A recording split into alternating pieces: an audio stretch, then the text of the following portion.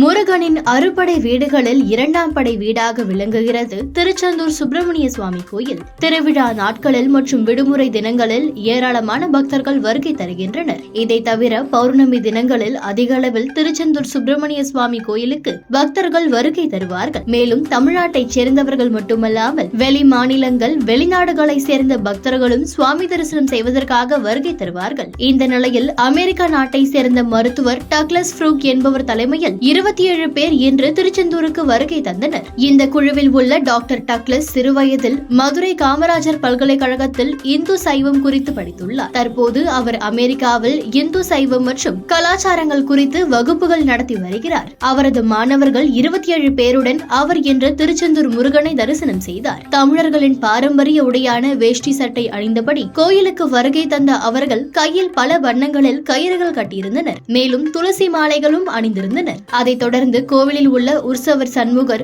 வள்ளி, தெய்வானை, பெருமாள், தட்சிணாமூர்த்தி உள்பட தெய்வங்களை தரிசனம் செய்தனர். திருச்செந்தூருக்கு வருகை தந்த அமெரிக்கர்களை பார்த்து கோவிலில் தரிசனம் செய்தவர்கள் ஆச்சரியத்துடன் பார்த்து சென்றனர். சிலர் அவர்களுடன் புகைப்படங்களும் எடுத்து மகிழ்ந்தனர். தரிசனம் முடிந்து சென்ற போது ஆங்கில பாடலுக்கு நடனம் ஆடியபடி கிளம்பினர். தொடர்ந்து சிதம்பரம் நடராஜர் கோவிலில் நடைபெறும் ஆருத்ரா தரிசனத்தை காண செல்கின்றது குறிப்பிடத்தக்கது.